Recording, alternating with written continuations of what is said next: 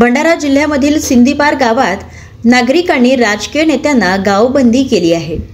तर चुकीने देखील कुठलाही राजकीय नेता गावात फिरकला तर त्याच्या गाडीच्या काचा फोडणार असल्याचा निर्धार गावकऱ्यांनी केला आहे। लाखनी तालुक्यातील सिंदीपार गावात जाण्यासाठी 2 किलोमीटर रस्ता अक्षरशः फुटलेला आहे।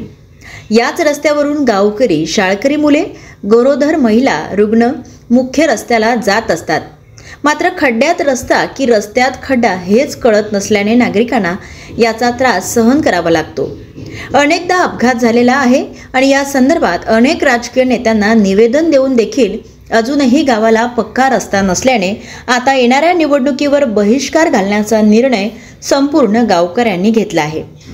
कोणत्याही पक्षाच्या राजकीय पुढाऱ्यांना गावात फिरकू देणार नाही असं बॅनर गावकऱ्यांनी गावाच्या वेशीवर लावलेलं आहे।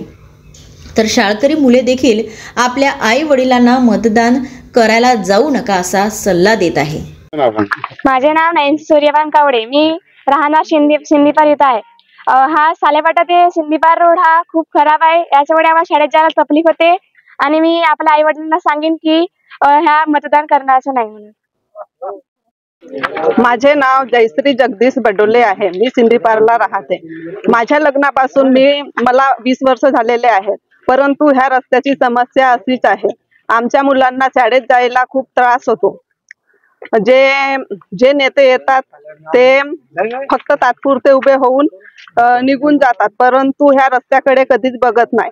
आम्हाला दवाखान्यात जायला खूप त्रास होतो आणि एखाद्या व्यक्तीला जर का अर्जंट मध्ये कुठे जायचे असले तर ह्या रस्त्याने जायला खूप त्रास आहे। ठीक आहे, काय नेमका निर्णय घेतला यावेळेला? मग यावेळेला आम्ही मतदान करायचंच नाही असा निर्णय घेतलेला आहे। गावाच्या वेशीवर लावलेल्या बॅनरमुळे चुकीनेही कुठलाही राजकीय नेता गावामध्ये फिरकला तर त्याच्या गाडीच्या काचा फोडण्याचा निर्धार गावकऱ्यांनी केला आहे।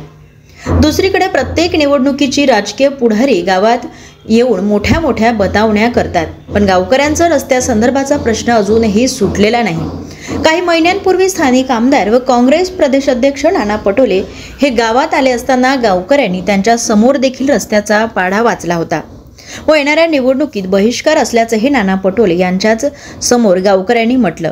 तरी देखील नाना पटोले या गावाला पक्का रस्ता दिलेला नाही। आता संतप्त झालेल्या गावकऱ्यांनी आमदार खासदार यांच्या विरुद्ध नारेबाजी लावत गावबंदी केली आहे।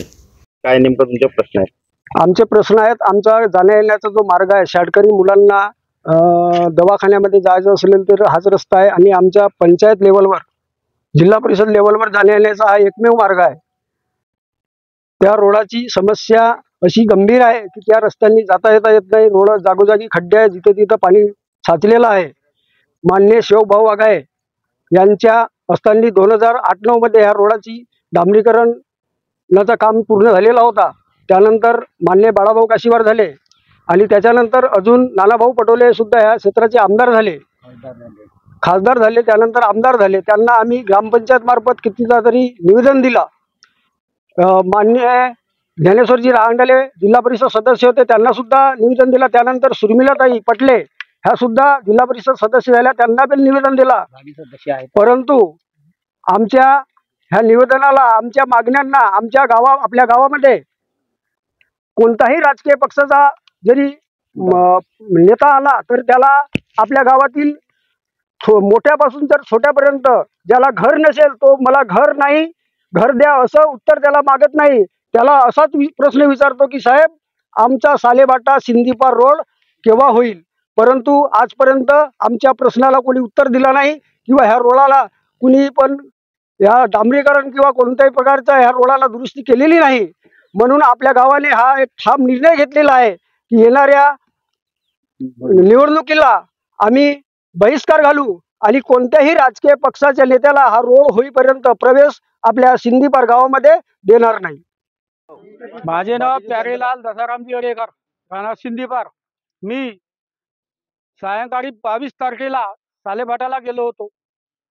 येता येता गावी आपल्या सिंदीपाराला पॉवर हाऊस जवळ माझी सायकल स्लिप झाली आणि माझा डोका फुटला।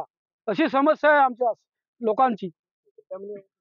गड्ड्यामध्ये सायकल स्लिप झाली आणि गिट्टीचा रोड असल्यामुळे डोका फुटलेला आहे। तुमच्या मी ललित रामोजी येळेकर. आम्ही आज म्हणजे 5 ते 7 वर्ष झालेले आहेत.